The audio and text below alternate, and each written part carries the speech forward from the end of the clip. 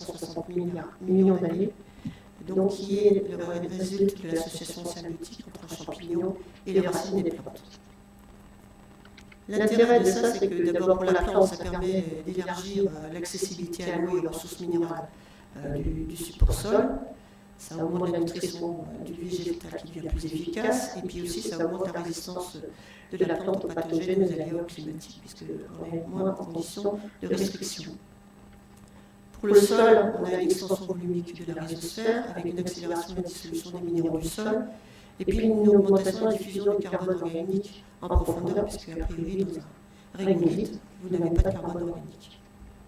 Donc vous avez effectivement une plante mycorhizée, où vous voyez en couleur claire la zone où se fait effectivement l'absorption des minéraux de l'eau, et avec la mycorhisation, vous voyez l'extension très fortement élargie de cette absorption et de cette diffusion.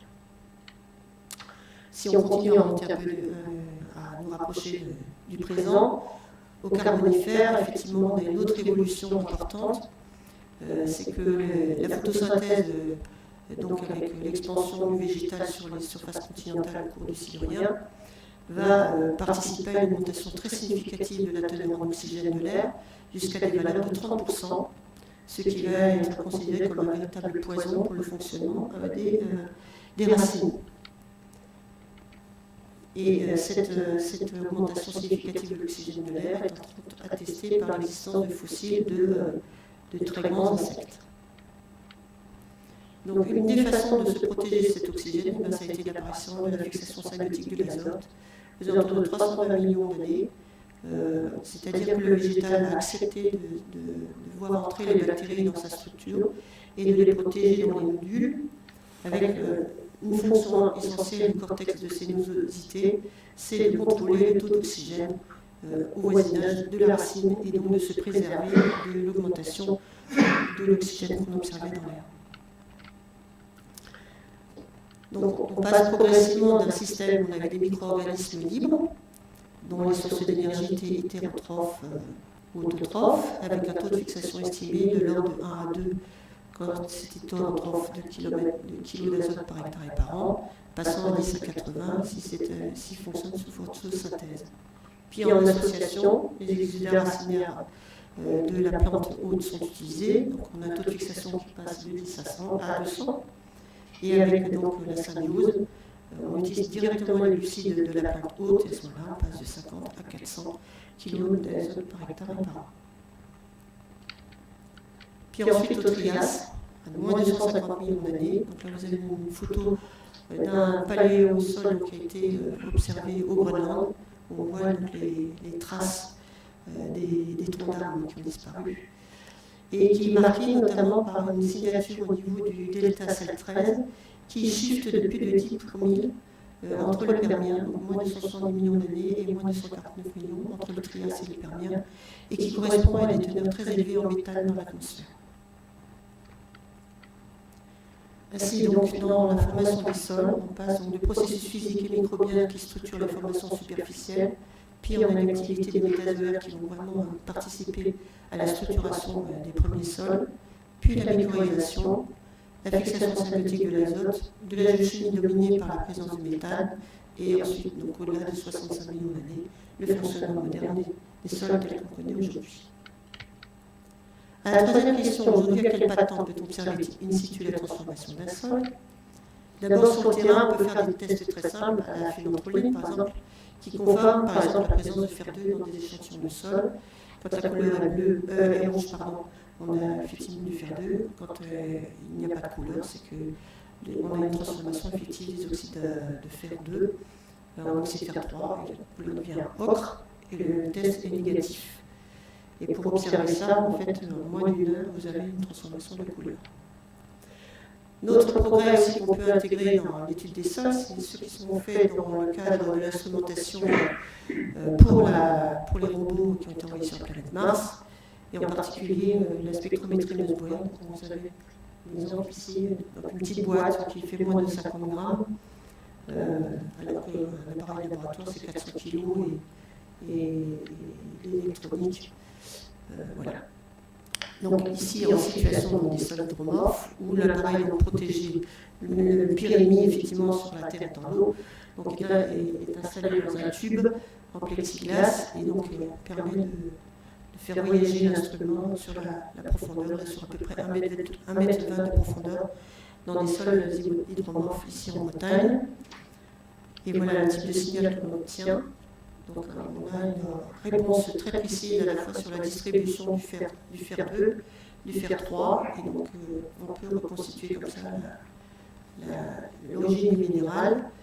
Donc on obtient un spectre en 48 heures, et on a pu observer l'apparition de Fougiré, qui est un hydroxyde mixte fer 2, fer 3, in situ, en moins d'une semaine dans le sol.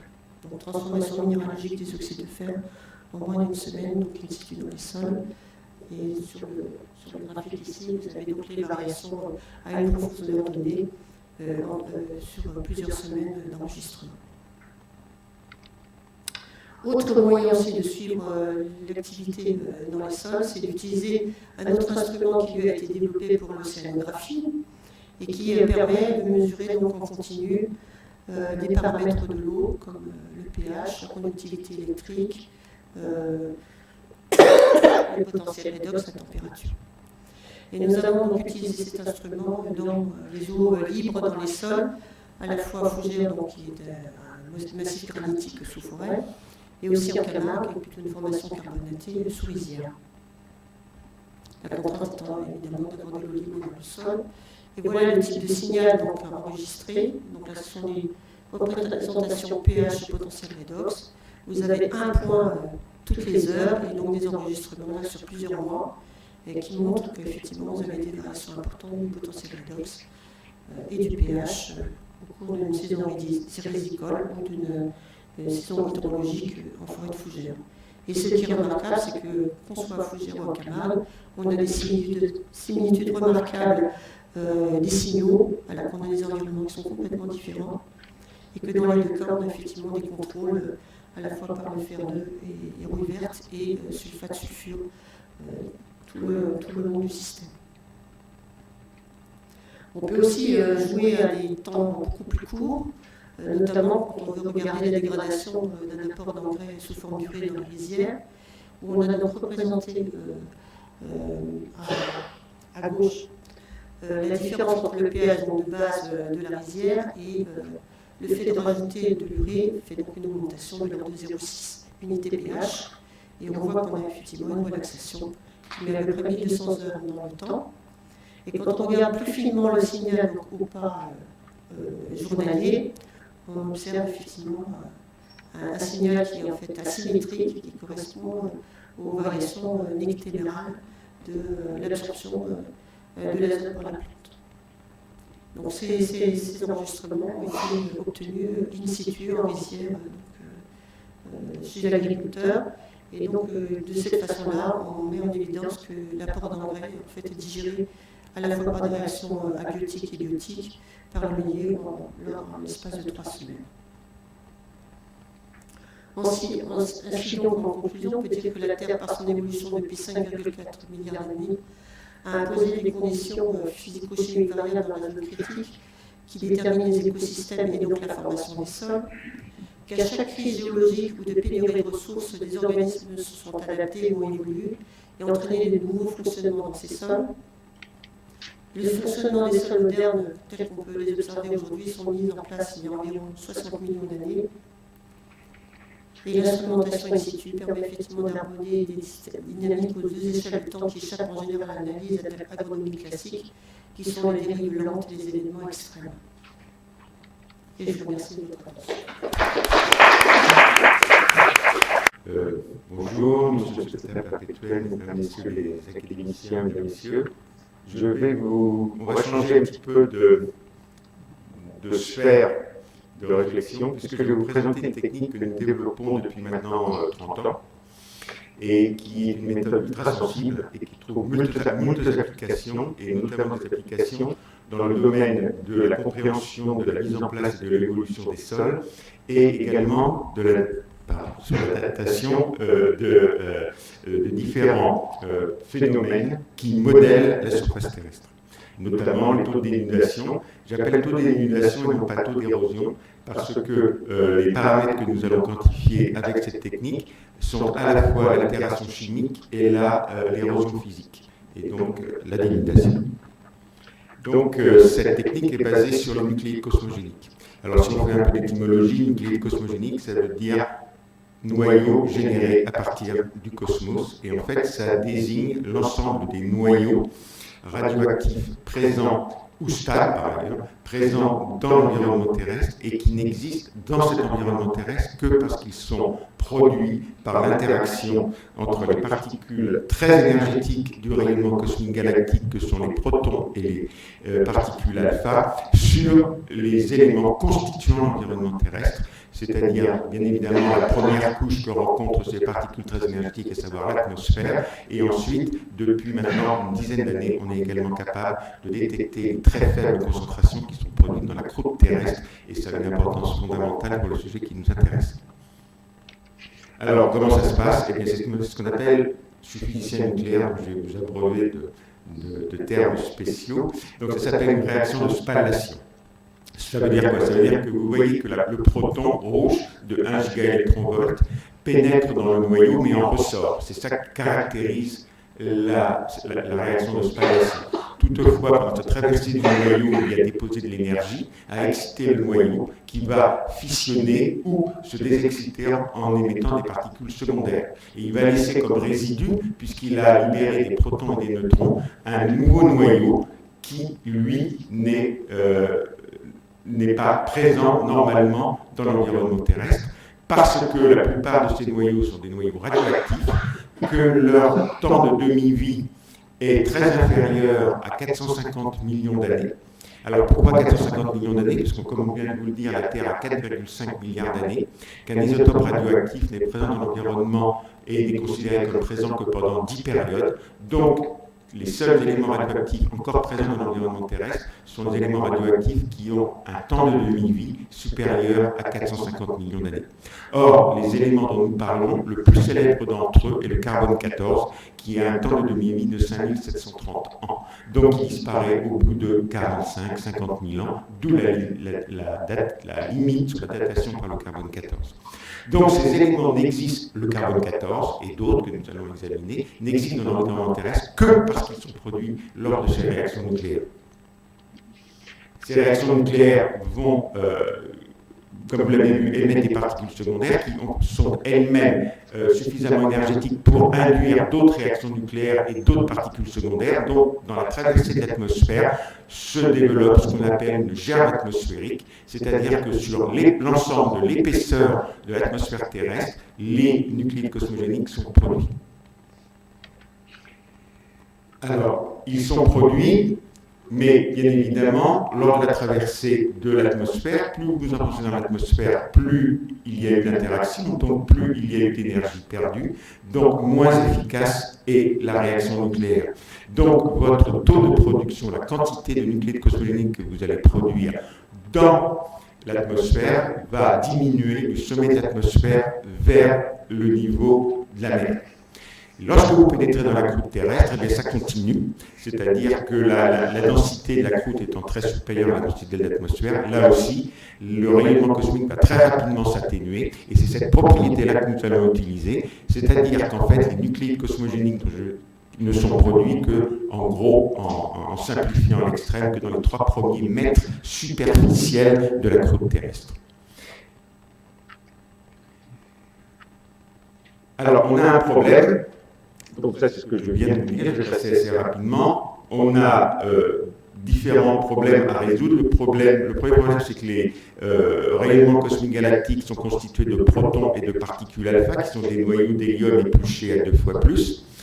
Et ce sont donc des particules chargées qui sont déliées par un champ électrique, c'est la fameuse force de Lorentz. Donc, plus le champ magnétique est opposé au rayonnement cosmique galactique est important, moins de particules arriveront à franchir les lignes du champ géomagnétique. Donc vous allez avoir une dépendance en fonction de la latitude, le champ magnétique étant le plus intense à l'équateur, son intensité diminuant de l'équateur vers les pôles. Et de même, comme je vous l'ai exprimé précédemment, vous avez une dépendance de la production des nucléides cosmogéniques en fonction de l'altitude.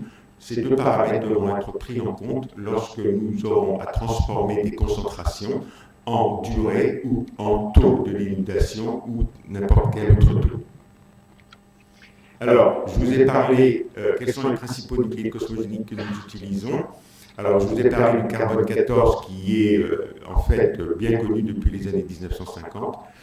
Mais, comme je vous l'ai dit, sa période de demi-vie est de 5730 ans, donc les limites d'utilisation, c'est 40-45 000 ans, ce qui est loin de couvrir la période, une période intéressante au niveau de l'évolution des hominidés, par exemple.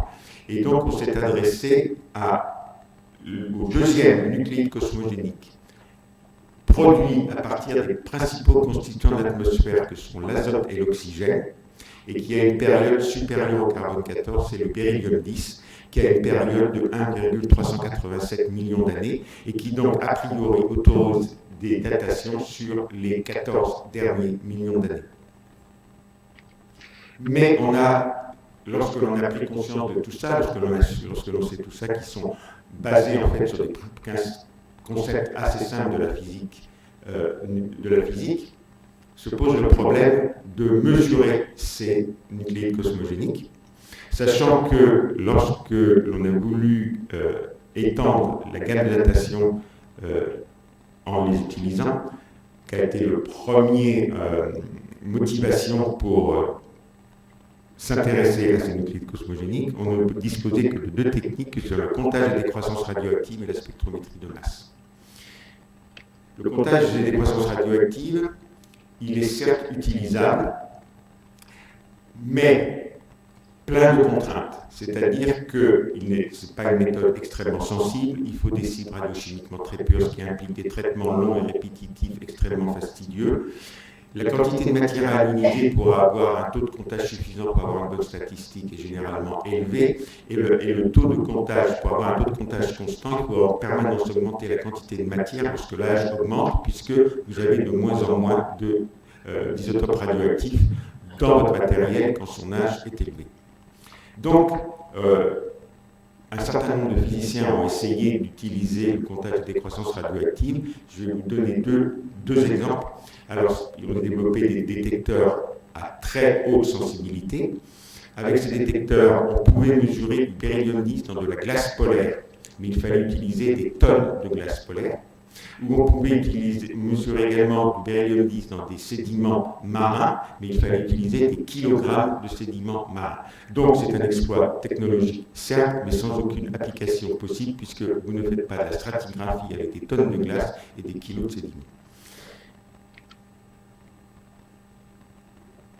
C'est un exemple, vous voyez que la radioactivité du beryllium 10, par exemple, par rapport au carbone 14 qui est communément utilisé lorsque l'on dispose suffisamment de matériel par le comptage des décroissances radioactives, et bien du fait de la production plus faible du beryllium 10 et de la période du beryllium 10 plus élevée, la radioactivité du beryllium 10 est 30 000 fois inférieure à celle du carbone 14. Ensuite, la deuxième technique dont nous disposions, c'était la spectrométrie de masse. Alors, on a deux limitations qui sont la résolution en masse et le niveau de séparation.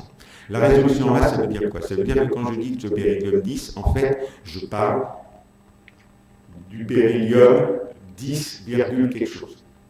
Et ce beryllium 10 a dans l'environnement terrestre ce que l'on appelle un isobare, c'est-à-dire un élément chimique qui a la même masse au troisième ou quatrième chiffre après la virgule près. Et cet élément isobarique est le bore 10, qui est le quatrième mineur dans l'environnement terrestre. Ce qui veut dire que même si, comme vous le voyez ici, c'est illustré ici par le carbone 14, vous voyez que le carbone 14, en fait, c'est 14,003241993 en unité de masse atomique.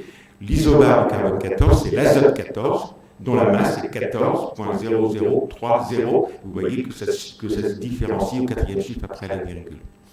Mais ceci conduit à une différence de masse qui ne peut pas être résolue dans un aimant. D'accord. Pour le beryllium 10 et le bore 10, la différence de masse entre le beryllium et le bore pourrait être résolue dans un aimant. Mais le beryllium 10 étant le quatrième mineur dans l'environnement terrestre, le bore 10 est 10 au moins 10 puissance 8 fois plus abondant que le beryllium 10. Et un aimant ne peut pas séparer deux éléments s'ils sont plus de 10 puissance 6 fois plus abondants l'un par rapport à l'autre. Donc le bore 10 étant 10 puissance 8 fois plus abondant que le beryllium 10, on ne peut pas dans un aimant séparer le beryllium 10 du bore 10. Donc on se heurte à un grave problème qui est le problème de la détection. Donc on a essayé de compter les croissances radioactives, c'est possible, mais ça n'a strictement aucun intérêt. Et la spectrométrie de masse, ça ne marche pas. Mais comme son nom l'indique, la spectrométrie de masse, elle est basée sur un seul paramètre qui est la masse. Or, un élément chimique est défini aussi par son numéro atomique, qui est le nombre de protons présents dans le noyau. Et on peut séparer deux éléments qui ont un nombre de protons différent dans un noyau en utilisant une loi de physique nucléaire, qui est la loi de Beck-Bloch, qui dit que la perte d'énergie dE d'un ion traversant une épaisseur de matière dx est proportionnelle à son numéro atomique, c'est-à-dire au nombre de protons au carré. Ce qui veut dire que le beryllium ayant un nombre de protons de 4, il perdra moins d'énergie en traversant de la matière que le bore qui a un numéro atomique de 5. Mais pour ce faire, il faut que les deux ions traversent la faible épaisseur de matière et que vous puissiez, à la sortie de la feuille traversée, utiliser la différence d'énergie que vous avez générée pour les séparer. Et vous allez les séparer, dans ce cas-là, dans un aimant, parce que le rayon de courbure d'un aimant est proportionnel à la masse que multiplie l'énergie.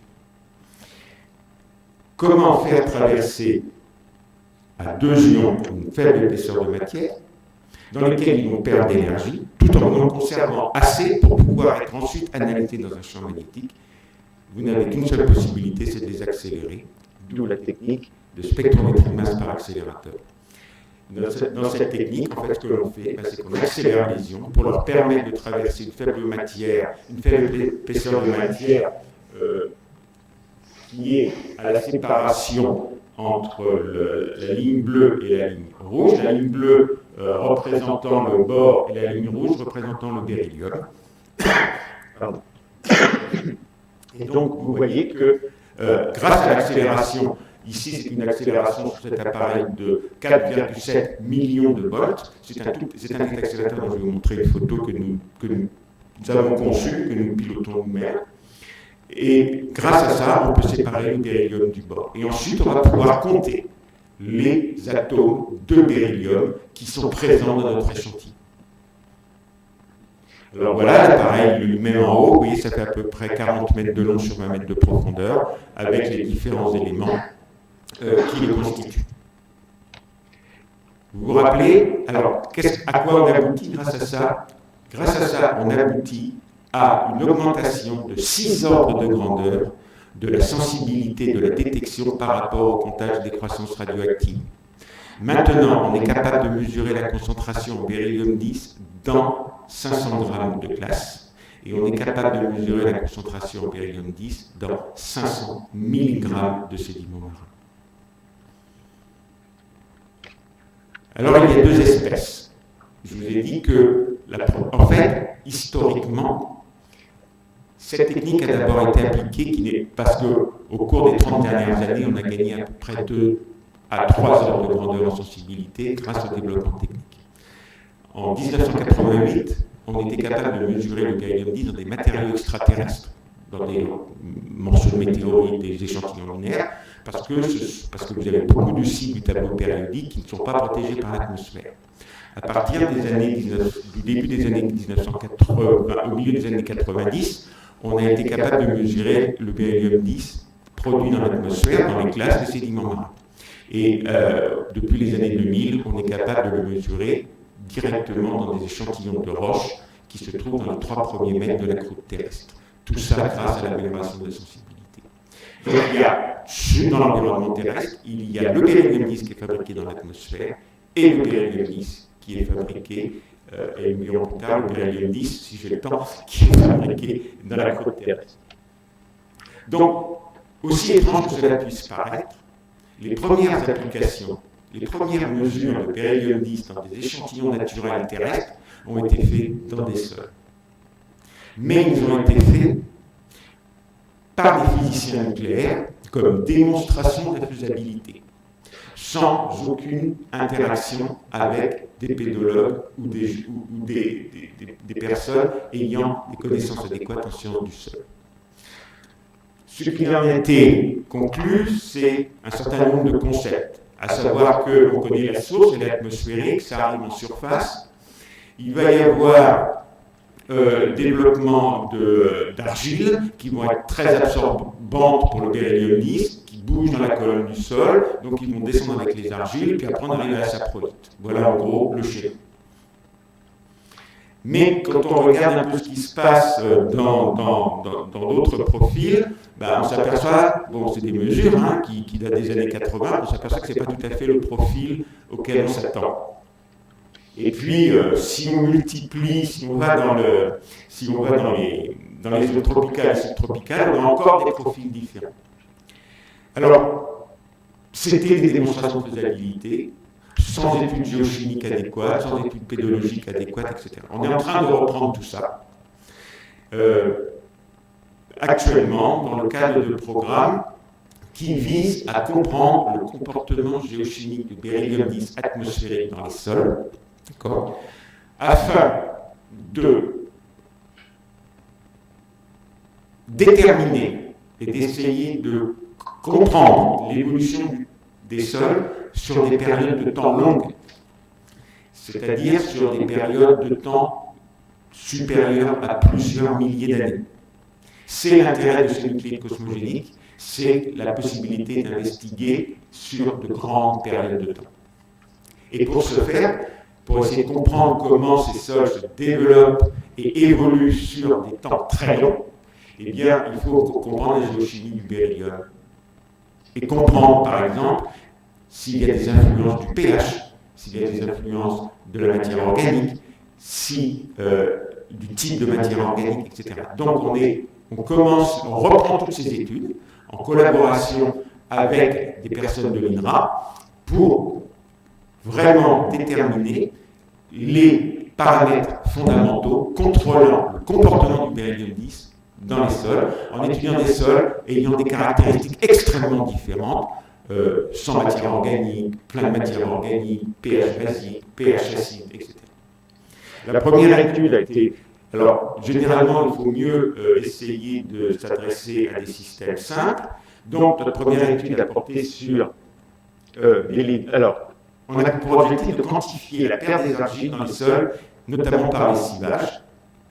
Et le modèle pédogénétique le plus simple qui soit, c'est le Lubisol. Et donc, voici les données que l'on a obtenues dans différentes zones ateliers.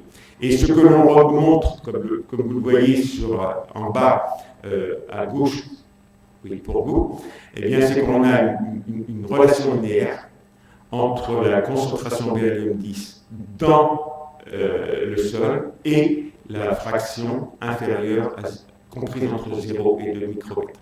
Dans ce type de sol, dans les lubisols, ce qui contrôle la distribution du beryllium 10, c'est la teneur en particules très fines dans le sol. Et ça permet de suivre précisément, comme vous le voyez sur les différents profils qui vous sont montrés ici, la mobilité de ces particules dans la colonne du sol pour les 15 derniers 1000 ans. Il faut 15 000 ans pour atteindre cet état-là.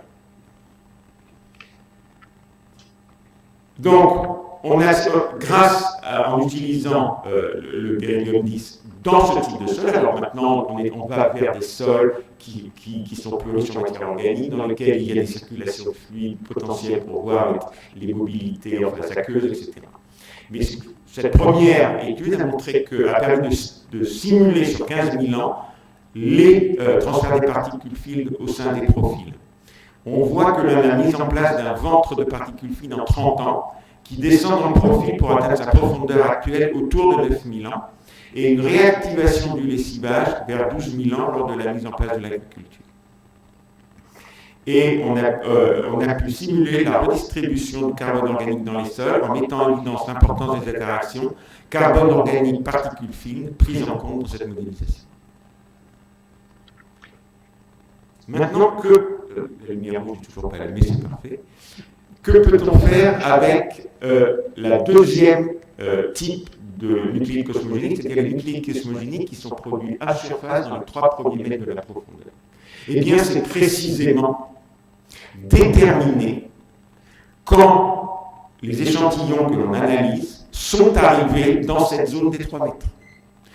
Quand ils sont en dessous de la zone des 3 mètres, ils sont protégés du rayonnement cosmique, il n'y a pas de réaction de spallation sur le silicium et l'oxygène, il n'y a pas de production de beryllium-10, leur concentration de beryllium-10 est 0. Lorsqu'ils arrivent dans la zone des 0,3 mètres, soit par un phénomène catastrophique, soit par un phénomène lent du type dénudation, ils commencent à accumuler du beryllium-10. Et dans ce cas-là, on fait des datations en utilisant un isotope radioactif, mais ce n'est pas la radioactivité que l'on utilise.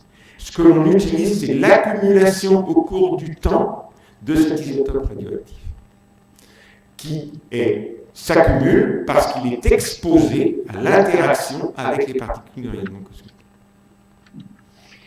Et on a une loi d'accumulation qui est une loi d'équilibre entre les gains, qui sont la production du fait de l'interaction des particules du rayonnement cosmique, et les pertes, qui sont dues au fait que si vous avez de la dénudation, eh bien, en surface, bien évidemment, vous allez évacuer et vous allez perdre en concentration, puisque évacuant la superficie, vous allez vous enfoncer et donc aller vers des concentrations qui sont plus faibles. Donc ça correspond à une perte. Et puis, bien évidemment, vous devez tenir compte des pertes dues à la décroissance radioactive. Et en fait, quand vous intégrez ça, vous arrivez à ce type de faisceau de courbe, où vous voyez que selon la période de demi-vie du nucléide cosmogénique que vous considérez, vous allez plus ou moins rapidement atteindre ce que l'on appelle l'état stationnaire. L'état stationnaire, c'est quoi? C'est quand les gains sont égaux aux pertes. Et à ce moment-là, vous produisez, vous perdez immédiatement, donc vous arrivez à une concentration qui reste constante. Donc cette concentration constante va être plus ou moins atteinte rapidement selon la période du nucléide cosmogénique que vous allez considérer. Plus la période est courte, plus vous perdez rapidement, donc plus vite vous équilibrez la production. Alors, je simplifie parce qu'on a dépassé ce stade-là, mais ça permet de comprendre. Donc, en gros, lorsque vous êtes en régime érosif, vous avez de la production et vous avez de la perte par érosion. Mais vous n'avez qu'une équation à 2 inconnus. Alors, c'est plus vrai maintenant, c'est tellement plus compliqué après que c'est pas pédagogique, je dirais. Donc, vous avez une équation, mais ça va permettre de bien comprendre comment ça marche. Vous avez une équation avec 2 inconnus. Donc, vous ne pouvez pas résoudre. Donc, ce que vous faites, c'est que vous allez faire une hypothèse sur une de vos inconnues pour résoudre celle qui vous intéresse. Vous avez 2 limites. Soit vous n'avez pas d'érosion du tout. Et à ce moment-là, vous allez pouvoir, comme je vais vous le montrer après, déterminer un temps, une durée d'exposition minimum. C'est-à-dire que votre échantillon est à cette profondeur-là depuis au moins tant de temps. Ou bien alors, vous allez considérer que votre exposition est infinie. Et vous avez atteint l'état stationnaire, et à ce moment-là, vous allez déterminer un taux de dénudation maximum. Et ceci est bien illustré sur ce faisceau de courbe. Là, j'ai un seul élément, le beryllium-10, qui est exposé pendant la durée d'exposition qui vous est donnée en abscisse, pour différents régimes érosifs. 1000 mètres par million d'années, 100 mètres par million d'années, 10 mètres par million d'années, 0 mètres par million d'années. Et vous voyez immédiatement que vous avez 2 états dans vos courbes. Vous avez un état linéaire, c'est-à-dire une croissance linéaire de la concentration, ici. Donc là, puisque votre concentration augmente linéairement avec le temps, il vous suffit de déterminer la concentration pour déterminer une durée d'exposition, ou le moment de la mise en place. Mais lorsque vous avez atteint l'état stationnaire, vous voyez que la valeur de la concentration de l'état stationnaire dépend du taux de dénudation. Donc, si vous avez une surface type craton, qui a été exposée pendant un temps infini, à peu près, par rapport à 14 millions d'années, ou avec une dénudation vraiment très minimale, vous pouvez déterminer, grâce à la concentration, quel est le taux de dénudation auquel a été soumis votre craton pendant qu'il accumulait du beryllium 10. Et vous voyez que, donc j'ai fait une hypothèse. Dans le cas de la durée d'exposition, j'ai fait l'hypothèse que le taux de dénudation était négligeable ou nul. Si c'est pas, vous voyez, donc, et ma concentration ici me donne cette valeur. Mais vous voyez que si ce n'est pas tout à fait vrai, c'est-à-dire si j'ai une petite dénudation, bah, la durée d'exposition va être un peu plus longue. C'est pour ça que c'est un temps minimum d'exposition. Par contre, quand je fais déterminer un taux de dénudation, je dis, bon, bah, j'ai été exposé pendant une durée infinie, d'accord? Donc je suis à l'état stationnaire. Si ce n'est pas tout à fait vrai, vous voyez que le taux de dénudation qui est décroissant dans ce sens-là, bah, si je suis plutôt là, vous voyez, je suis sur un taux de dénudation qui est un peu plus faible, donc je détermine bien un taux de dénudation maximum. Alors, quelles sont toutes les applications? Alors, les applications sont, bah, vous l'avez compris, déterminer depuis combien de temps un échantillon se trouve exposé au rayonnement cosmique dans la position dans laquelle je l'ai échantillonné. D'accord? Si j'ai un temps d'exposition important, ben je peux déterminer un taux de dénudation, un taux d'érosion. Alors, là, on fait plein de progrès. Au départ, on était capable de faire un taux de dénudation sur un affleurement. Et on a sophistiqué nos concepts, et maintenant on est capable de déterminer les taux de dénudation à l'échelle de bassin versant.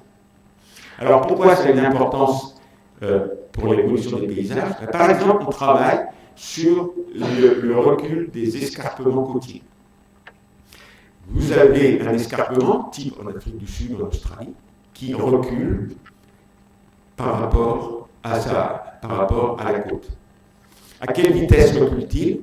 Ben, vous le savez en mesurant le taux de dénudation avant l'escarpement et au-dessus de l'escarpement. Et vous voyez l'évolution du taux de dénudation depuis le plateau au-dessus de l'escarpement, le long de l'escarpement et dans la plaine qui a été dégagée. Et en quantifiant ces taux de dénudation à l'échelle des bassins versants, même en déterminant les captures et en datant les captures, vous êtes capable de reconstituer l'évolution de l'escarpement. Donc maintenant, on fait ça à l'échelle de bassin versant, petit ou grand, Amazon, Nil, etc. Ça, c'est la fameuse équation qui nous permet de nous affranchir de nos hypothèses, mais je ne rentrerai pas dans le détail.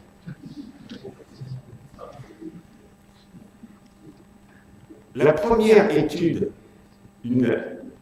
qui correspond en fait au travail qui a fait par le premier thésard que j'ai eu la chance d'encadrer, qui s'appelle Régis Brochet et qui travaille toujours avec moi, a été consacrée à une question qui était un débat d'école extrêmement virulent. Est-ce que les Stonehenge sont allochtones ou autochtones?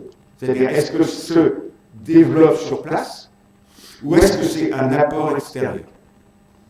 Comme toujours, quand il y a des débats aussi virulents, la réponse, c'est les deux, mon capitaine. À savoir que dans certains cas, le développement est autochtone et dans d'autres cas, il est allochtone. Ici, vous avez l'exemple type d'un développement autochtone. En fait, vous avez ici un filon de quartz qui arme la colline en demi-lieu, et puis ici, vous avez la Stonehenge qui se développe. Si vous mesurez les concentrations de beryllium 10 dedans,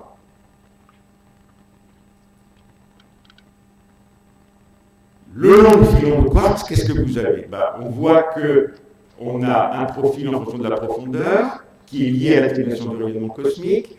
Les valeurs nous disent que tous ces échantillons ont été dans la même position relative pendant toute leur vie, que l'érosion qu'ils ont subie en moyenne de 9 mètres par million d'années, et qu'il y a eu un collapse de 35% sur les 2 premiers mètres. Parfait, ça c'est le filon. Maintenant, je prends les stone lines. Ici, c'est la distance au filon, et vous voyez que la concentration ne cesse d'augmenter depuis le filon le long de la stone line. Ça veut dire quoi? Ça veut dire que la stone line, elle est constituée, et on en détermine la vitesse de réactation, de cette colline en 2008. Pourquoi? Parce que la stone line, c'est le filon qui se démantèle et puis qui suit l'écoulement à la vitesse de 66 mètres par million d'années de la pente de la colline. Alors, des fois, ce n'est pas tout à fait vrai. Des fois, c'est alloctone. Ici, vous avez une stone line, vous avez dans un profil latéritique. Et qu'est-ce que vous voyez? Quand vous mesurez, vous voyez qu'ils ont, quelle que soit la distance qui les sépare, ils ont tous la même concentration. Pourquoi? Eh bien, si vous regardez le profil, d'accord, vous voyez que la stone line se trouve, tous les échantillons qui ont tous la même concentration, se trouvent effectivement avoir été exposés pendant toute leur durée de vie à la profondeur à laquelle ils se trouvent actuellement. En fait, ce qui s'est passé, c'est que vous avez eu un épandage lié à un événement climatique de galets de quartz sur une surface qui a été recouverte, et puis tout ça a été radié par le rayonnement cosmique depuis toujours, mais les quartz qui constituent la stone line ont été apportés par un événement climatique extérieur et ne résultent pas du démantèlement d'un filon présent sur place, donc c'est un développement typiquement alloctone. La lumière est rouge, je le sais, mais j'ai un dernier message à vous faire passer.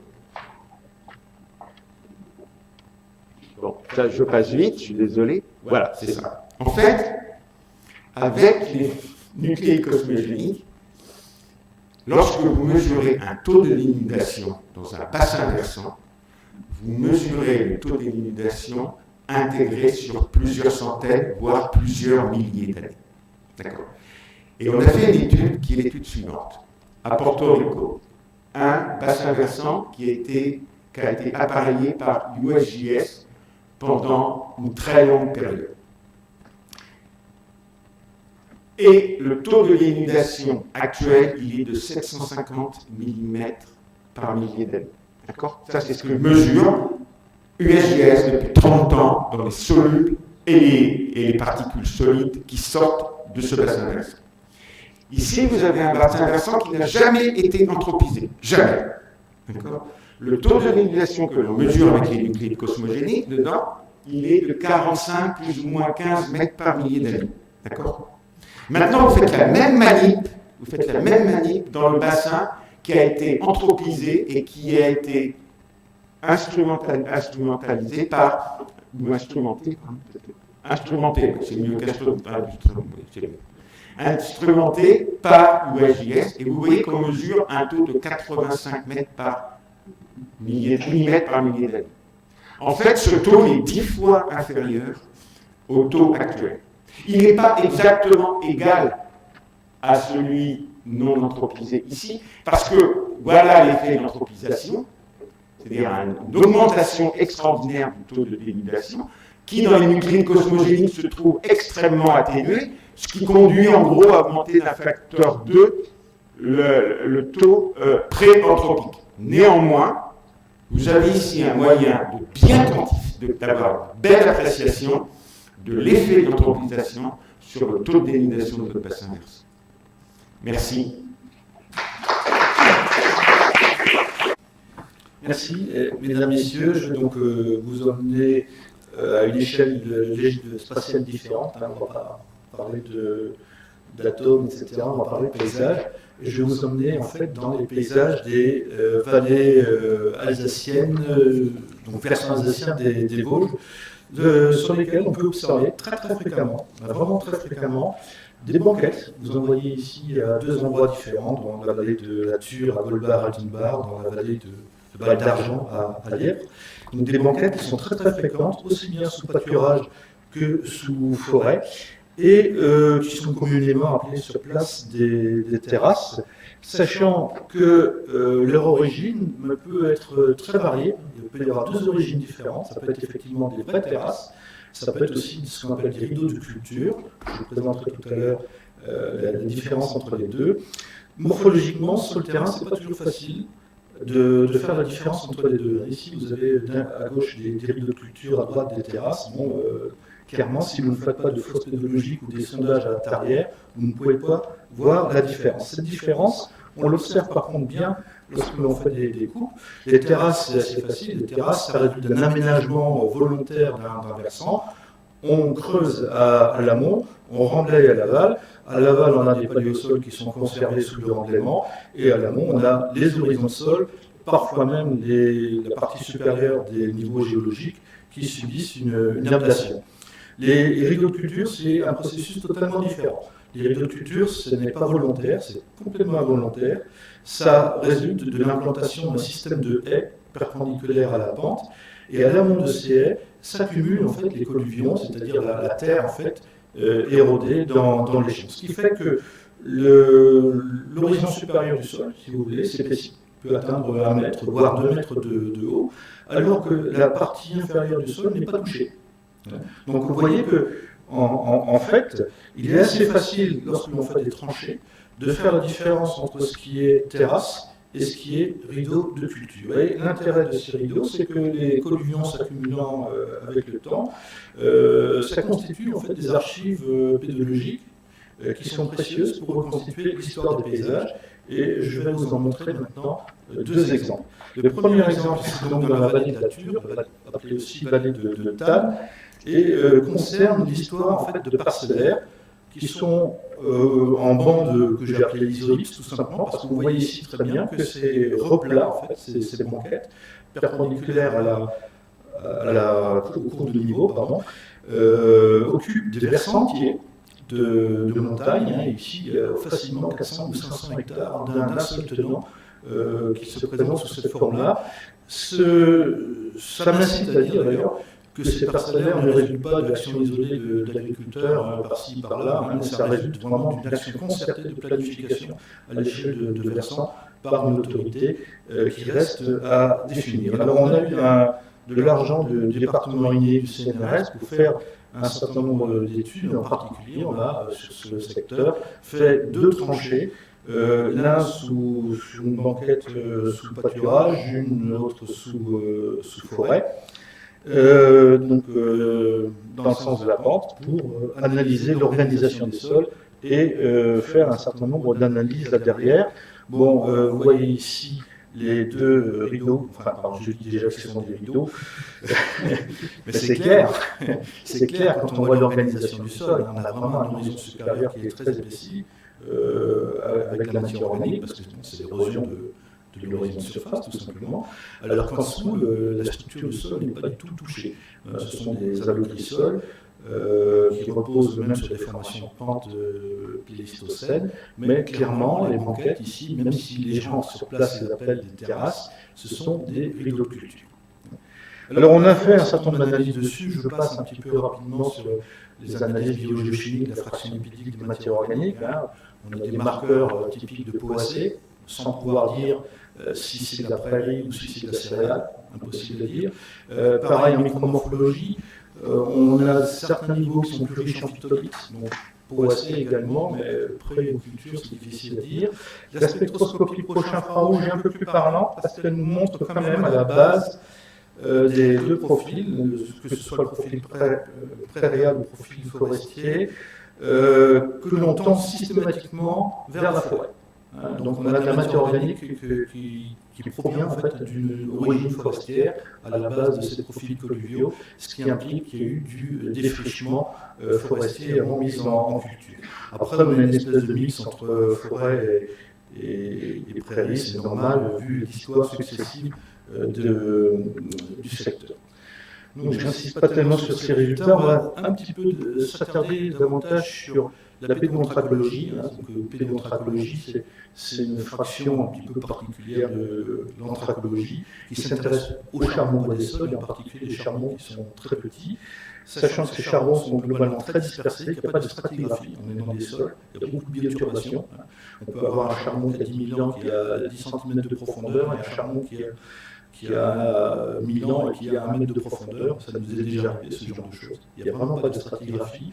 Mais ce qui est intéressant ici, ce sont les identifications, parce qu'on a d'une part du sapin, Abies et du hêtre fagus, qui sont les essences courantes dans les tresses aminérogènes, mais on a aussi un certain nombre d'essences qui sont plutôt des héliophiles ou des essences pionnières, comme le genévrier. Et un assemblage genévrier avec du hêtre, non, ça ne se voit pas. Donc clairement, l'identification de ces charbons en soi suffit pour nous dire qu'il y a vraisemblablement 2 phases successives de défrichement. Alors le carbone 14, de ce point de vue-là, nous a datation sur les charbons, nous apporte une réponse qui est assez claire. On a fait 6 datations au total. On en a 3 qui sont centrés, vous voyez, à peu près vers 900 de notre ère, et les 3 autres, c'est beaucoup plus imprécis. Le carbone 14 n'est pas forcément très précis pour les périodes les plus récentes. Ça va globalement de 1650 à nos jours. Bon, alors, c'est un petit peu vague, mais en fait, on a quand même suffisamment d'éléments pour pouvoir faire des interprétations Première chose, on sait par des textes que la vallée de la Thur, la haute vallée de la Thur, a été donnée à une abbaye à la fin du 8e siècle. Toute la vallée la haute vallée de la Thur appartenait donc à l'abbaye de Murbach, en fait, à partir de la fin du 8e siècle. Et globalement, on peut donc penser que la première phase de défrichement eut lieu vers 900 de notre ère, sur l'ordre de cette abbaye, avec donc cette organisation parcellaire sous forme de parcelles, en fait, en bandes isolées. Pour la période plus récente, on s'est servi de documents cartographiques anciens et de photos aériennes, de cartes postales, etc., qui nous permettent de dire qu'il n'y a pas eu de défrichement entre 1760 et nos jours. Donc, clairement, ces défrichements ont eu lieu entre 1650 et 1760, c'est-à-dire une tranche de 110 ans. Et cette tranche de 110 ans, comme par hasard, elle est juste postérieure à la guerre de 30 ans. Bon, la guerre de 30 ans, c'est une guerre en France, on ne la connaît pas forcément bien, parce que la France, dans sa globalité, a été relativement épargnée, à part la Lorraine et l'Alsace. Mais en Europe centrale, c'était un drame. Et en Alsace, ça a été quelque chose de très très important, en particulier la période dite suédoise de cette guerre, à partir de 1630. Globalement, entre 1632 et 1634, il y a entre 70 et 90% de la population alsacienne qui a disparu, soit tuée par les combats, soit de faim, soit par la peste, soit que les gens ont immigré. Pour vous donner 2 chiffres, la ville de Thann, à l'entrée de la vallée où se trouve Colbar, avait 3000 habitants en 1630, 300 en 1634. 90% de chute, entre guillemets. Et dans toute la vallée, il devait rester à peu près une centaine d'habitants.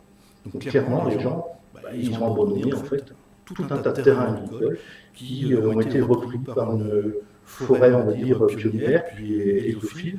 Et puis au bout de 50 à 100 ans, les chiffres collent très bien avec ce qu'on sait vers les documents historiques, les autorités locales ont fait revenir des populations étrangères, suisses en particulier, et ces Suisses ont redéfriché le paysage et ont recultivé le terrain. Donc vous voyez ici que cette étude, en fait, est extrêmement intéressante, parce qu'elle, par certains points, conforte ce qu'on sait par les documents historiques, mais par d'autres points, elle va beaucoup plus loin, et en particulier pour les périodes médiévales anciennes, sur lesquelles il y a très très peu de documents.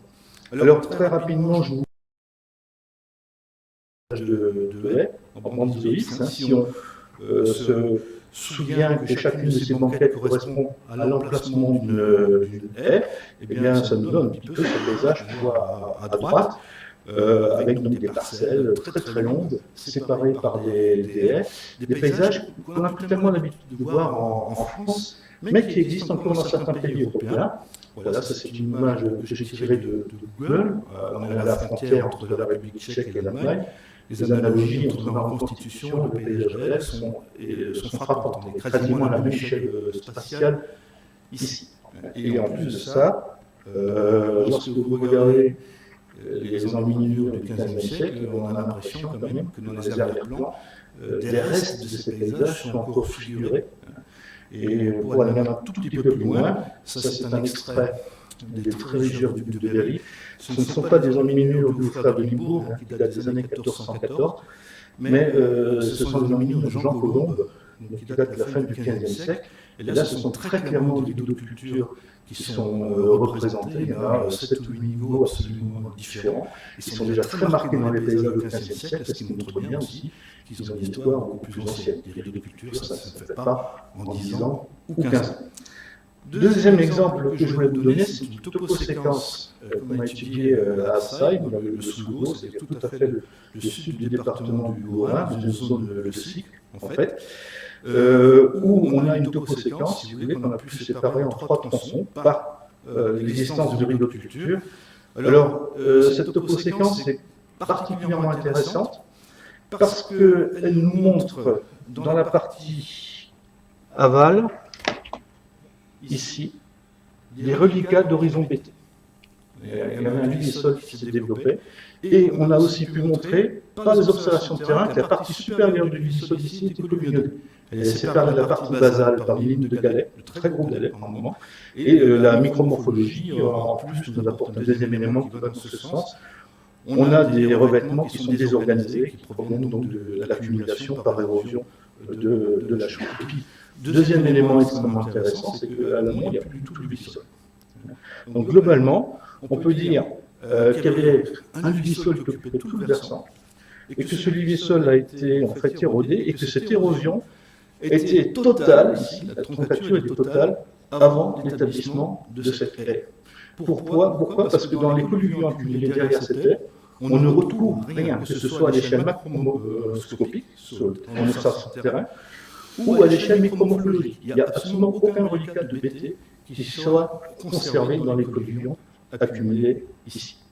Ça, c'est quelque chose qui est intéressant, qui différencie d'ailleurs souvent l'Alsace du bassin parisien. On a très fréquemment des troncatures totales de Luvisol, à un point tel que les géoarchéologues en sont parfois à se demander s'il y a eu des Luvisols qui se sont développés. Alors moi, je dis clairement oui, il n'y a pas de raison qu'il n'y en ait pas eu. Je vous en montre un autre exemple ici. Vous voyez ici des formations pléistocènes, des formations de pentes. On est à 10 km du site précédent. Au-dessus, on a des colluvions. Il n'y a plus de Luvisol du tout. Mais on sait qu'il y en avait. Pourquoi? Parce qu'on est ici à l'emplacement d'un cimetière mérovingien. Et dans le remplissage des tombes, il y a des restes de BT. Donc au moment où les mérovingiens ont été enterrés, il y a encore du Luvisol. Et depuis, il a complètement disparu. Alors ça, ce sont des choses qui sont très fréquentes, si vous voulez, en Alsace. On a des dates. Ici, ce ne sont pas des dates carbone 14, c'est une autre méthode qui a été employée, l'OSL.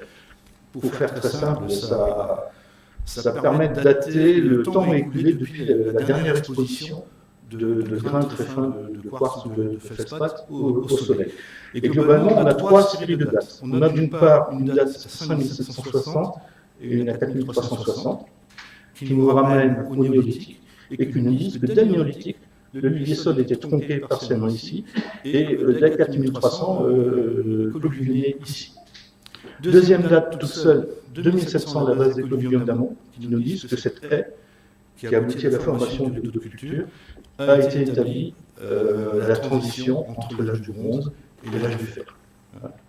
Et troisième série de dates, il y en a une ici qui nous ramène aux époques médiévales, et à peu de choses près, aux mêmes époques d'ailleurs, que les rideaux de culture de Wolbach-Altenbach.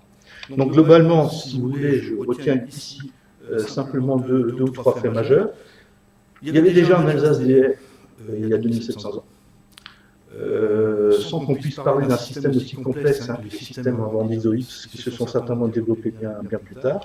Et deuxièmement, une forte érosion agricole dès le néolithique moyen, il y a 5700 ans. Cette date de 5700 ans n'est d'ailleurs pas isolée. On a maintenant 3 cas particuliers où on la retrouve dans des labours néolithiques marqués par des coupées d'os dans le Bas-Rhin et également dans des remplissages de balles. Alors ça nous permet tout ceci de faire un bilan de l'érosion préhistorique, donc sur du temps extrêmement long. Il nous a fallu quand même un sol de référence. On a trouvé un huile-sol dont on sait par les textes historiques qu'il n'a pas été cultivé depuis au moins 800 ans. 800 ans de forêt, continue dessus, c'est une rareté. Il y a un magnifique huile-sol de 95-100 cm d'épaisseur, ou 1 mètre. On a fait dessus des mesures particulières, densité apparente, etc. Et puis, on sait, grâce à la datation OSL, que la datation totale s'est faite entre 5700 ans et 2700 ans, ce qui fait en moyenne 1,4 tonnes par mètre carré en 3000 ans maximum. 3000 ans en supposant que le huile-sol a été cultivé en continu, moins s'il n'a pas été cultivé en continu, et ça nous fait des taux d'érosion qui sont de l'ordre de 4,5 tonnes par hectare et par an au minimum. Alors ici, on peut faire une comparaison avec les résultats qui sont obtenus en parcelle d'érosion. Et pourquoi est-ce qu'on peut le faire? Vous savez que ce n'est pas toujours facile de passer de l'érosion parcelle d'érosion à l'échelle, de passer de cette échelle-là à l'échelle de bassin versant, parce qu'en parcelle d'érosion, pour simplifier les choses, on supprime ce qui vient de l'amont. Donc on a des taux d'érosion qui sont supérieurs à ce qui se passe dans la réalité. Dans la réalité, vous avez une partie de ce qui s'en va qui est compensée par ce qui arrive de l'amont. Mais ici, on est en sommet de toposéquence.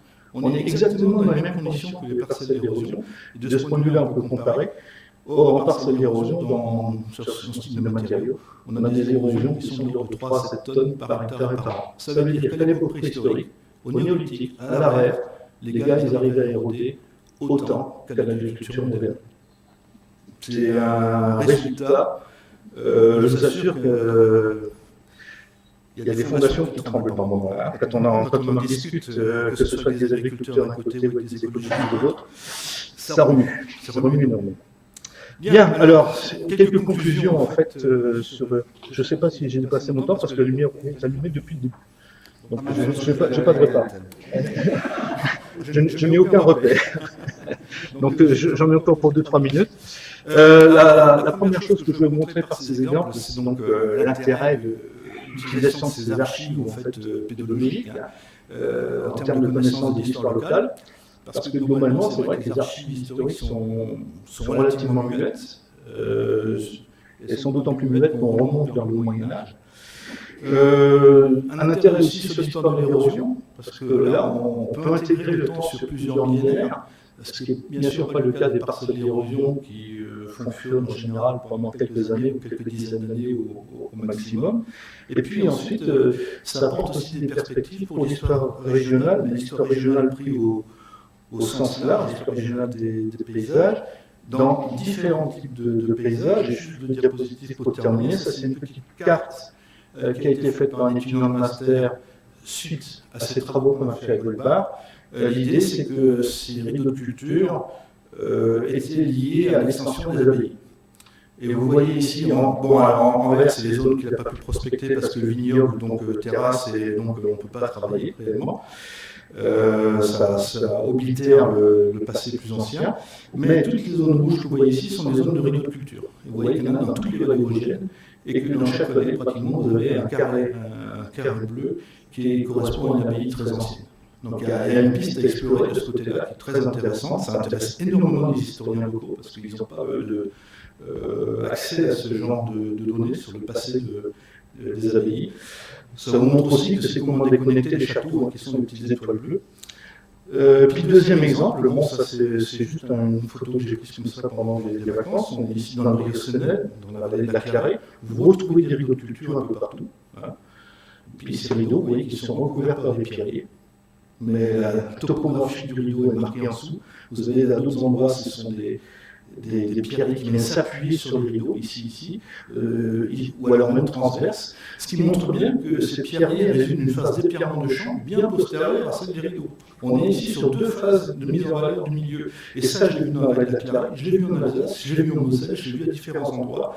Ce sont des pistes à explorer sur l'histoire des paysages. Voilà, j'ai terminé.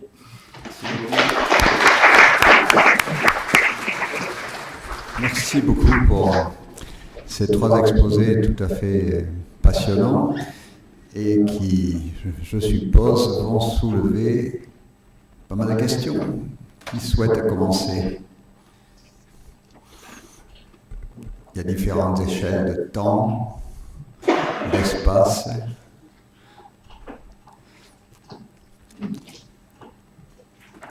Didier, Daniel, je pense que c'est à toi qu'il convient, qu'il revient de lancer les débats.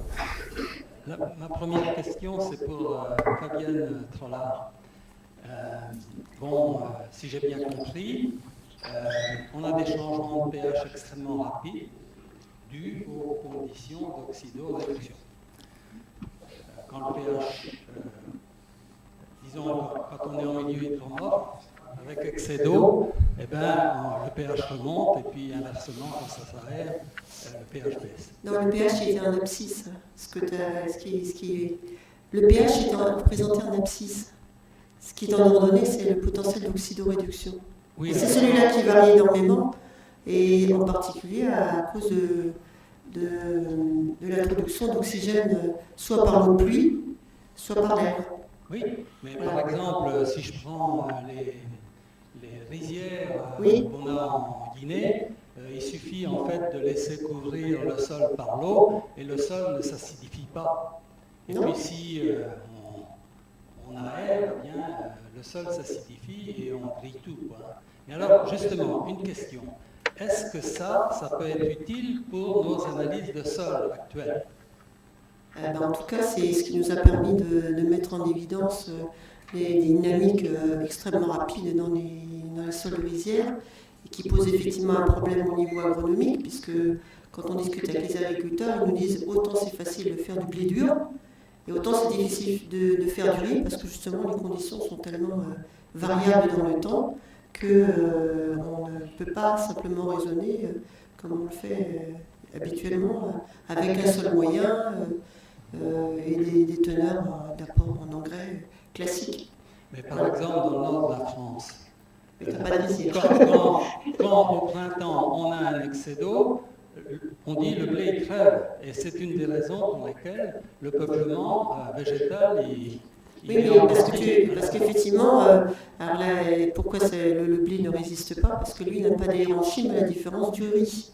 Le riz, lui, ramène de l'oxygène de l'air jusqu'au niveau des racines, et c'est ce qui lui permet de survivre, ce qui ne fait pas le blé. Donc si effectivement on a un recouvrement par l'eau d'un champ de blé, si cet ennoyement est suffisamment long, effectivement, on a un développement d'anoxie, parce que de toute façon, l'air diffuse nettement moins vite dans l'eau que dans l'air.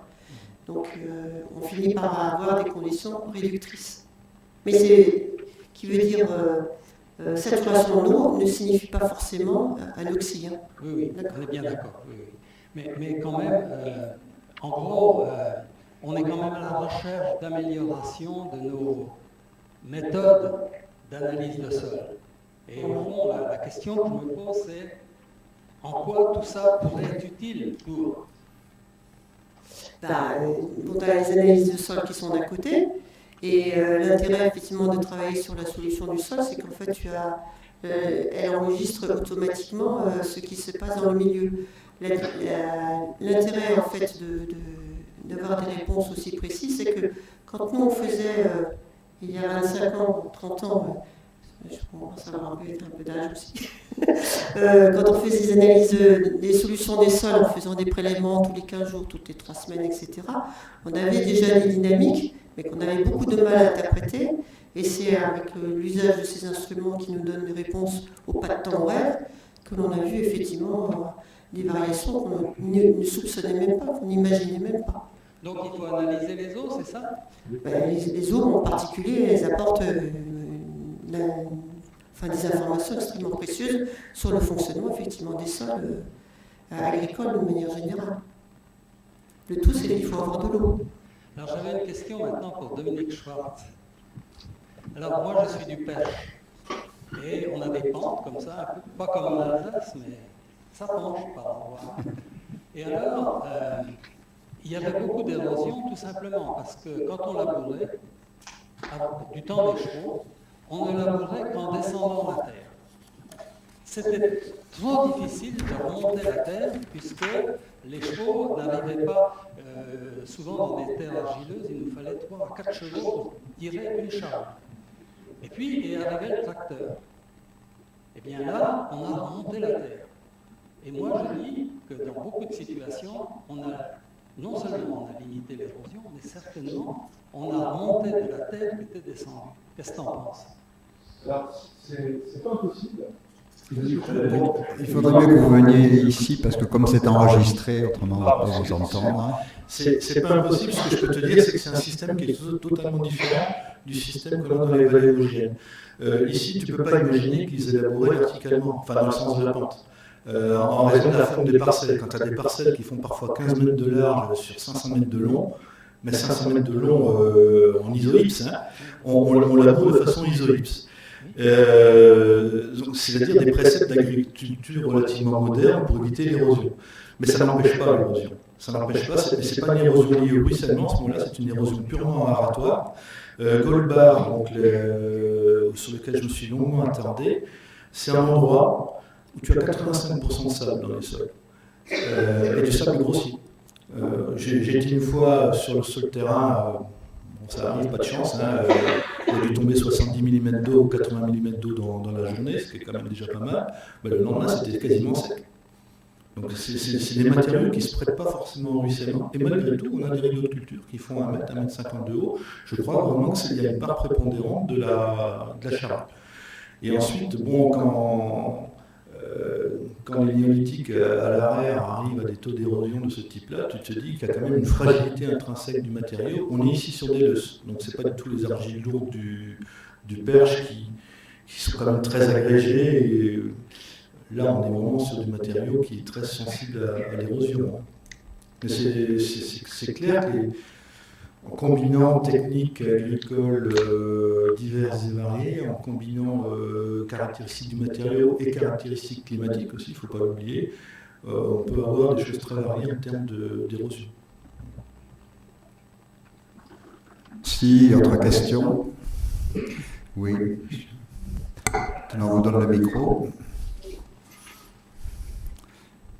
C'est pas vraiment une question, c'est pour abonder dans ton sens concernant l'érosion oratoire. Je suis très content que tu évoquais ce processus d'érosion parce que même avec du travail manuel, on a 5-6 tonnes à l'hectare, quelle que soit la texture, dès lors que l'on a une pente forte. Nous, c'est ce que l'on a mesuré et publié sur l'érosion oratoire au Laos et en Thaïlande.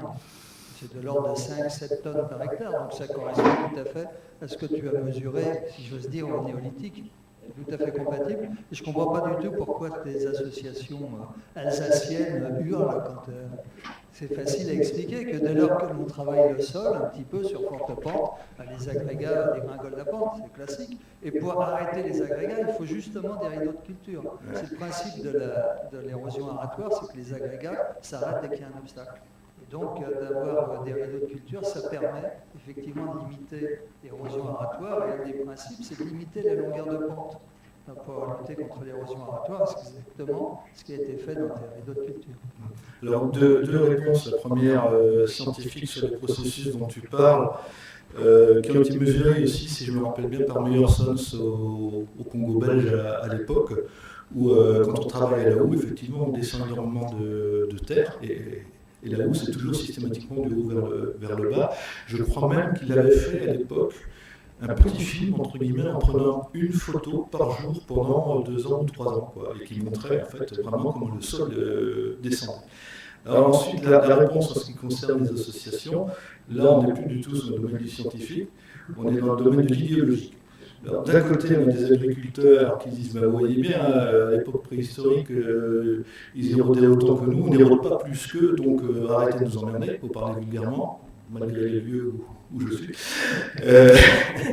Et puis d'un autre côté, on a des associations de protection de la nature qui culturellement pensent que le passé c'était mieux. Alors leur montrer que le passé c'était pas forcément mieux, ben, ça remue les consciences, quoi. Et c'est pas toujours facile à accepter, je peux te le dire. Ça fait des années que je suis en proie à ce genre de situation sur place. Il y a beaucoup de domaines qui se sentent concernés. Autre question?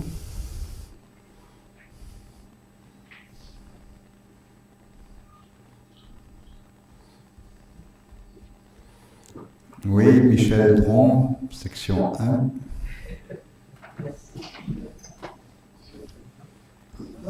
Fabienne, tu nous as montré l'apparition du rideau d'ozone, là, mais c'est pas relié en fait à la base de la courbe, et ça apparaît comme ça tout en haut.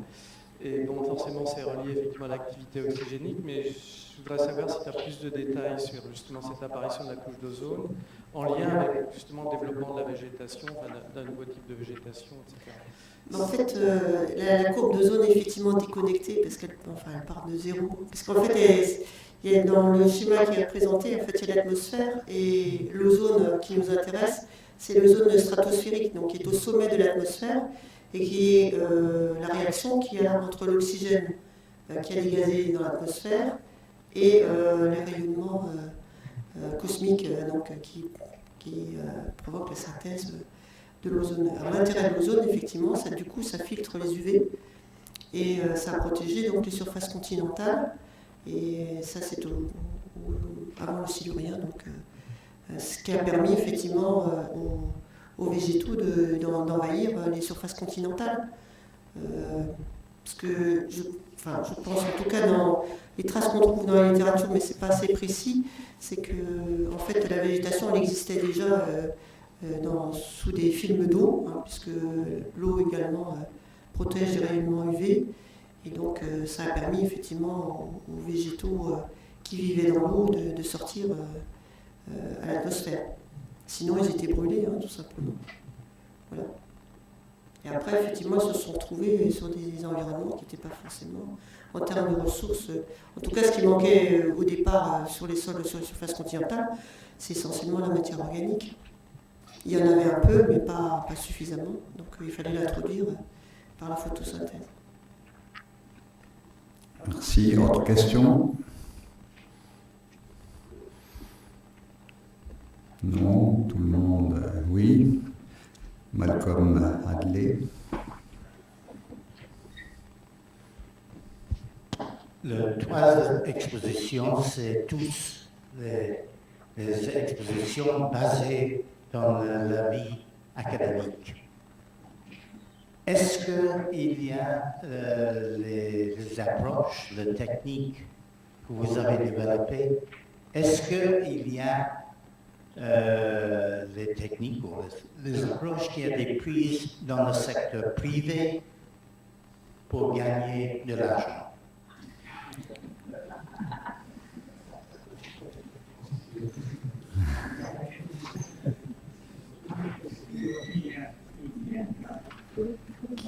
Qui est-ce qui souhaite répondre?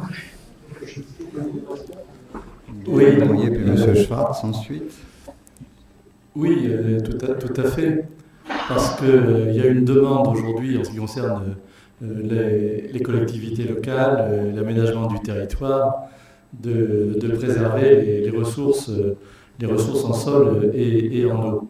Donc il y a un certain nombre de ces travaux ici qui n'ont pas été seulement financés par, disons, des sources habituelles académiques, mais par le ministère de l'Industrie en particulier, pour aider des bureaux d'études d'ingénierie à prendre en compte une dimension territoriale plus importante et développer des compétences. Voilà.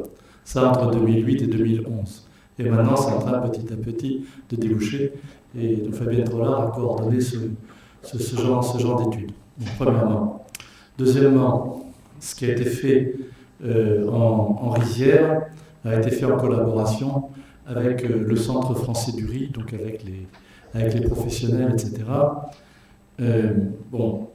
Par exemple, là on n'en a pas parlé, mais comparer l'effet de l'enfouissement des pailles ou de riz, ou le fait de ne pas les enfouir, de les brûler. Actuellement, brûler les résidus de culture, comme ça émet du CO2, etc., c'est interdit, mais il y a encore des dérogations parce que la paille de riz se décompose très mal, et la paille de riz se décompose mal parce que le riz accumule de la silice. Donc, mais enfouir la paille de riz, ça rend le milieu réducteur et on a une perte au semis, etc. Donc les riziculteurs, eux, sont directement intéressés par ce genre de résultats. Une synthèse d'ailleurs des travaux sur le riz va sortir aux éditions Educagri sous la direction de Jean-Claude Mouret, qui à l'INRA à Montpellier a coordonné en Camargue tout un tas. Donc il y a une demande de la profession et il y a aussi une demande de l'industrie par rapport à ce genre de résultats et par rapport au développement de monitoring in situ. Oui, monsieur Schwartz.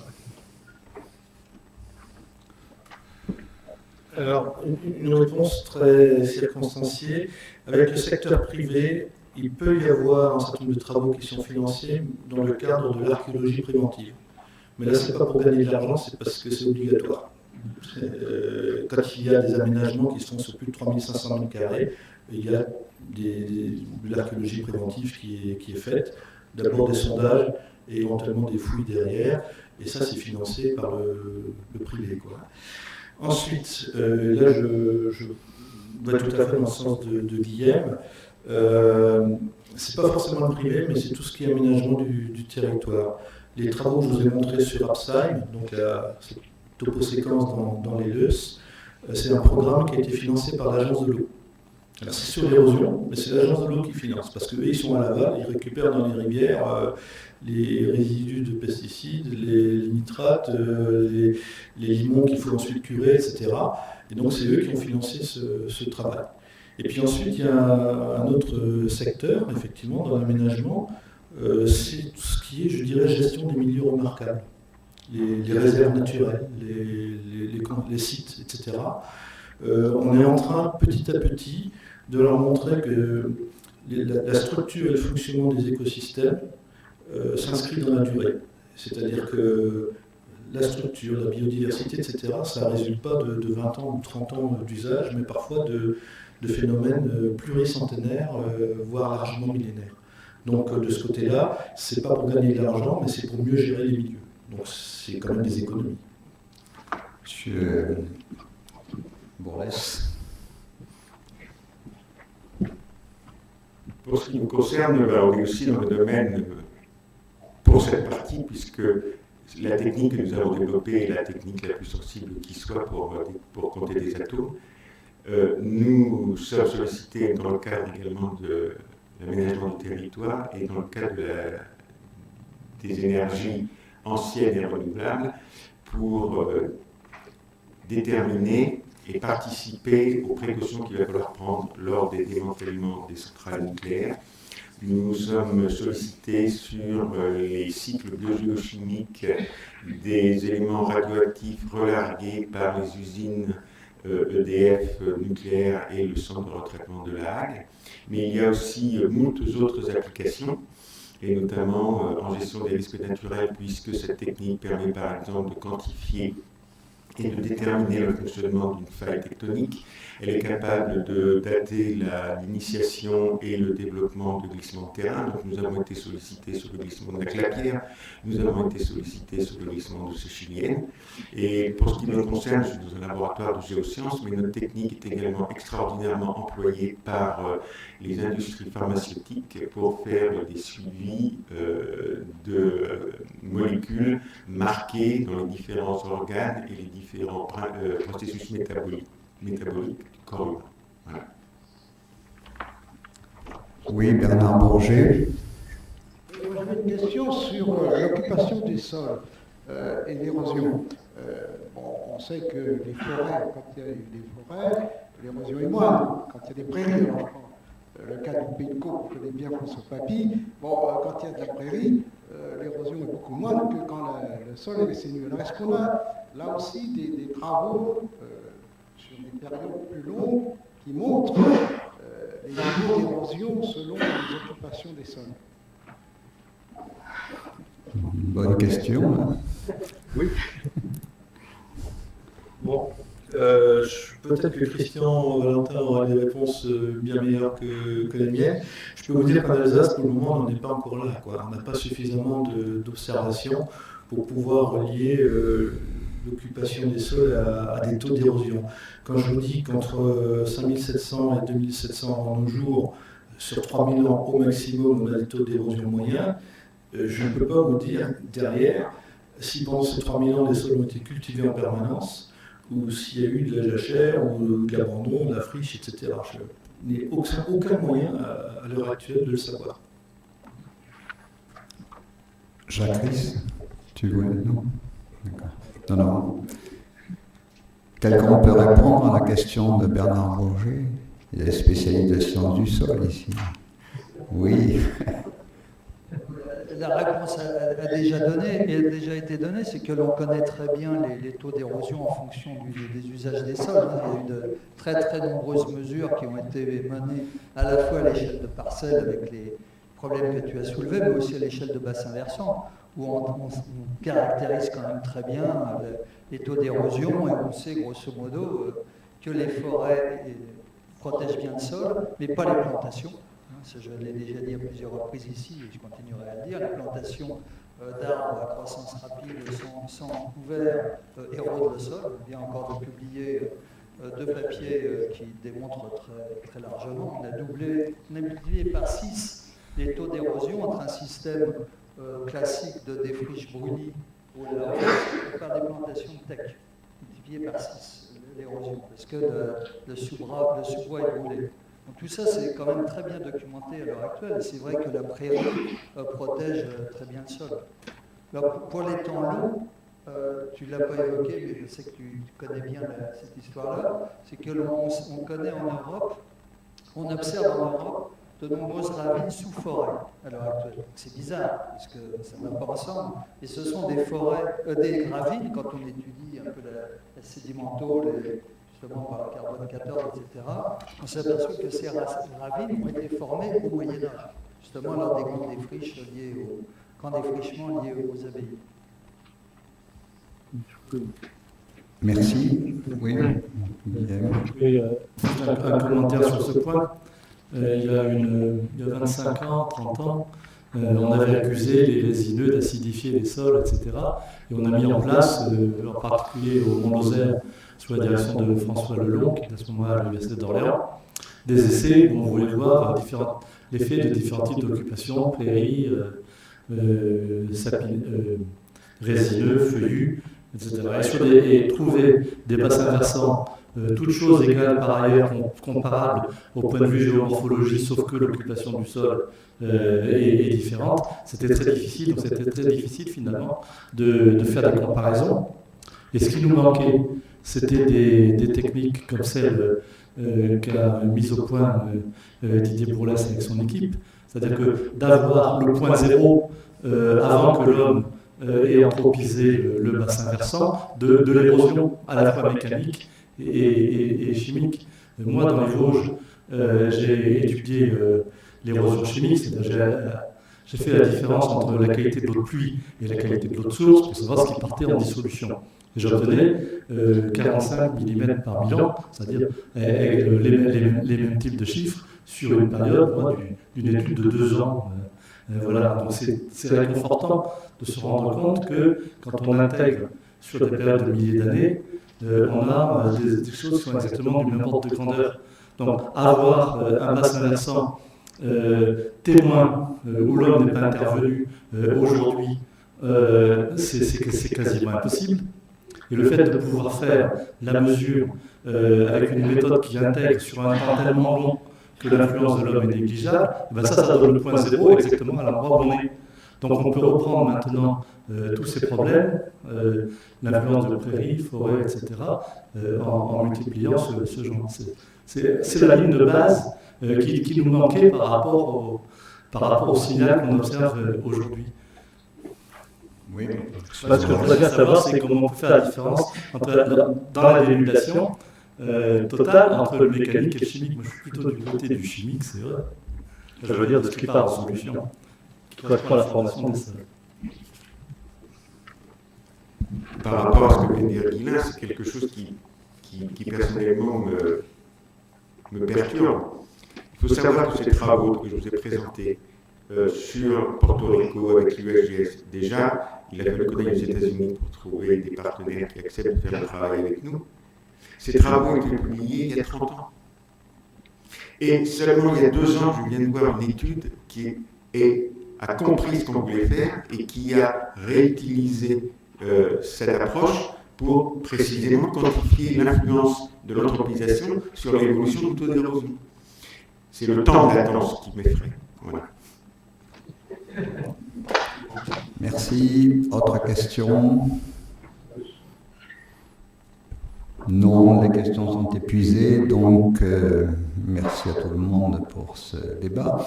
Et on va donner la parole donc à notre confrère Georges Pedro, membre titulaire de la section 5, pour tirer les conclusions de cette séance.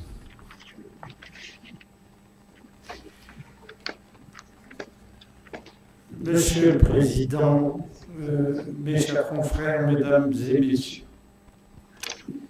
il m'a été demandé de dire quelques mots de conclusion, ce que j'ai hésité à faire étant donné mon âge, mais que j'ai fait par plaisir, du fait de mes relations intellectuelles avec Guillaume Bourrier depuis très longtemps, et aussi du fait de l'intérêt du sujet qui était le rôle du temps sur la diversification des sols, des paysages et des espaces ruraux. Mais je me suis aperçu depuis avoir accepté que cette séance se déroulait le 8 novembre 2017. Or, il y a eu un événement il y a 75 ans que j'ai vécu, qui se passait le 8 novembre 1942. C'est le débarquement anglo-américain en Afrique du Nord, qui nous a tous surpris alors que j'étais jeune interne au lycée d'Alger.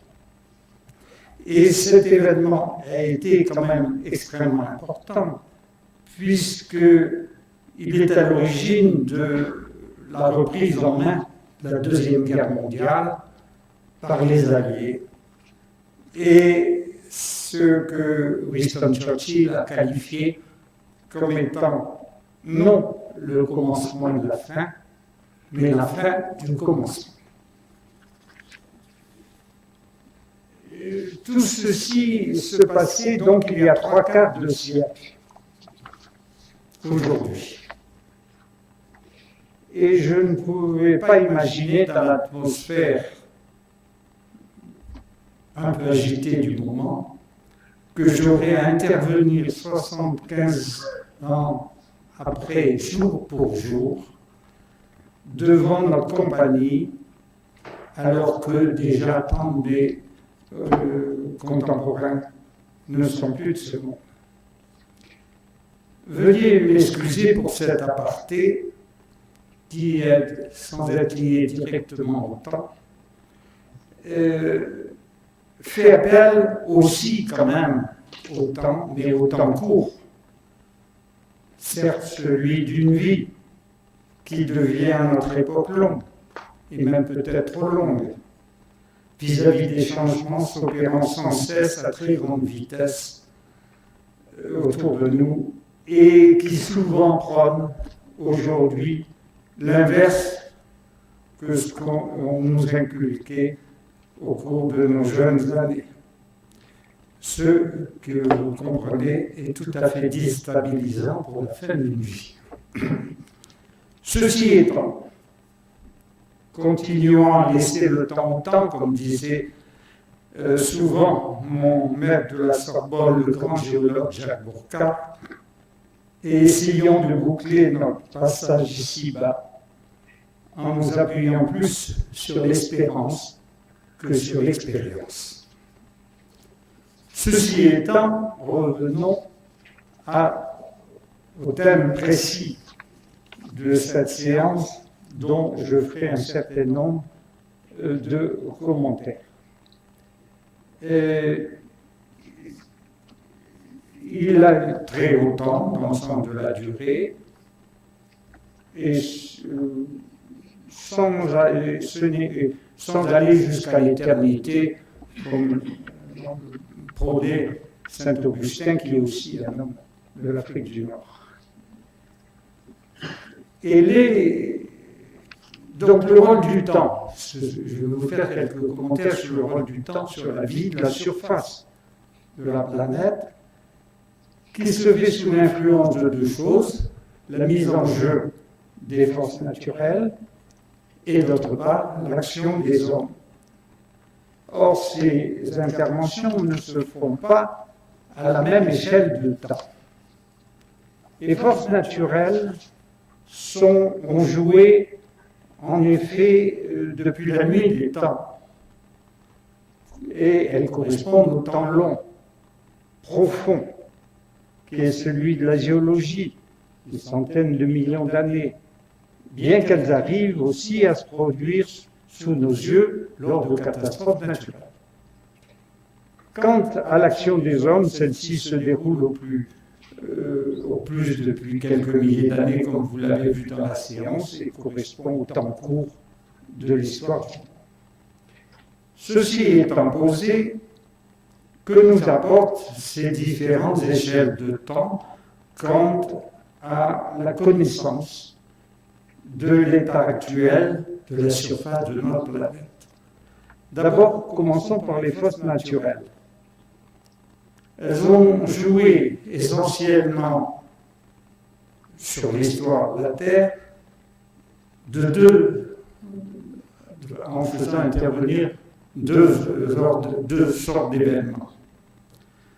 Celui de l'extérieur, donc du milieu sidéral, et de l'autre, celui découlant de l'intérieur même de la Terre et résultant de la vie permanente de notre globe, dont nombre de couches plus profondes sont encore en fusion. Les forces externes ont joué principalement par les modifications ayant marqué au cours du temps long, et vous l'avez vu dans certains exposés aujourd'hui, l'enveloppe gazeuse atmosphérique, tant dans sa composition que dans ses caractéristiques hydrothermiques. On sait par exemple qu'il y a eu à l'extrême des périodes de désert absolu comme au Dévonien ou au Trias, et on sait qu'il y a eu, il n'y a pas encore longtemps, des glaciations importantes dans la région des pôles. Mais à côté de cela, il faut aussi penser à l'arrivée permanente, en fonction du milieu sidéral, de rayons cosmiques, dont vous avez vu l'action aujourd'hui, et d'aérosols, dont on n'a pas parlé, de météorites, dont on ne se rend pas compte habituellement.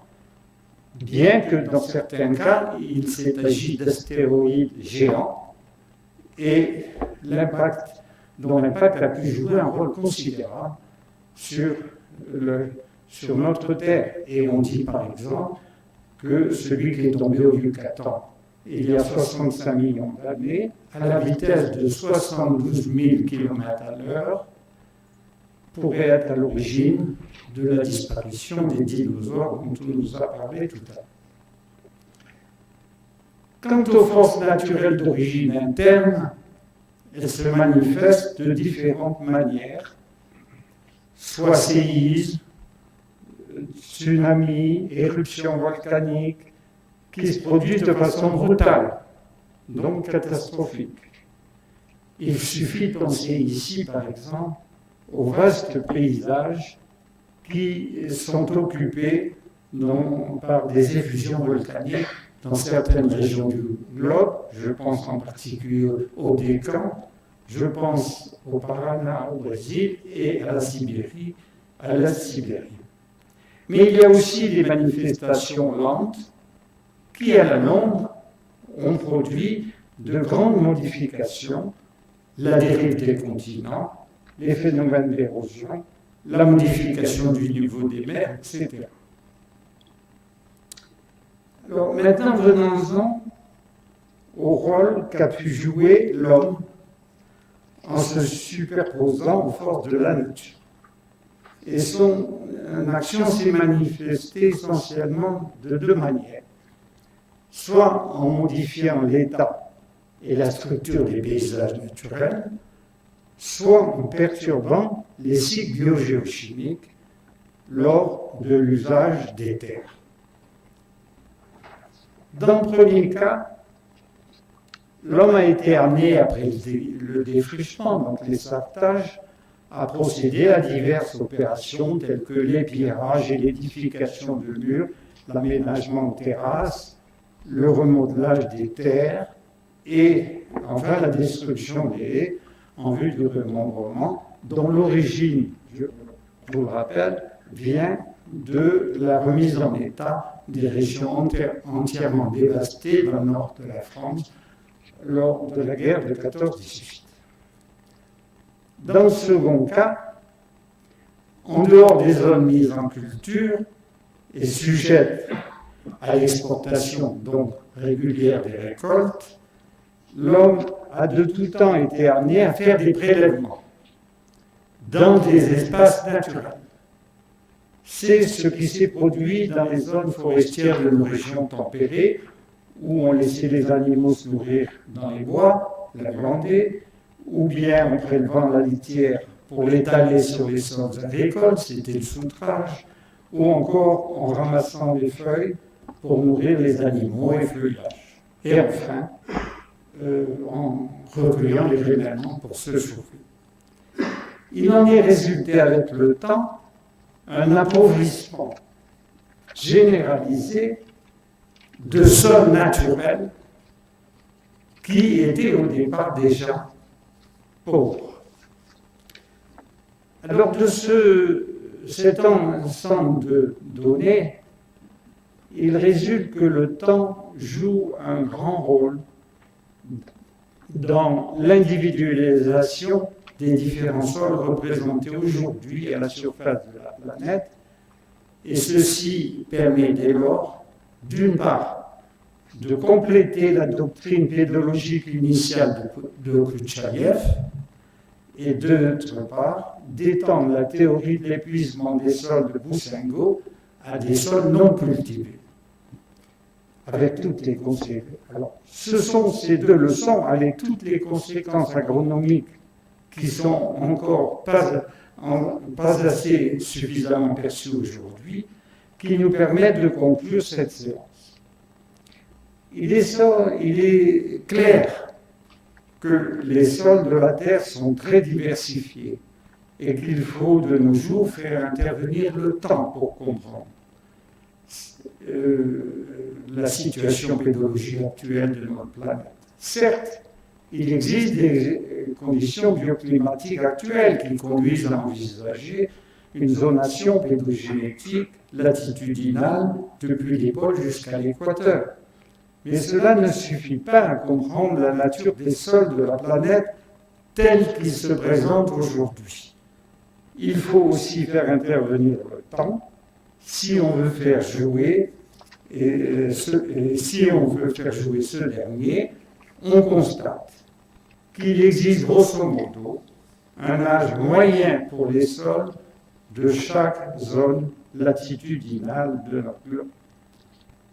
Pour les sols de couverture pédologique jeunes, inférieurs à 10 000 ans, pour les zones périglaciaires à glaciation récente, couverture subrécente 10 000 à 100 000 ans pour les zones tempérées à passé périglaciaire, couverture plus ancienne de l'ordre de 100 000 ans pour le domaine méditerranéen, en relation souvent avec le développement généralisé de roches calcaires de faciès surgoniens.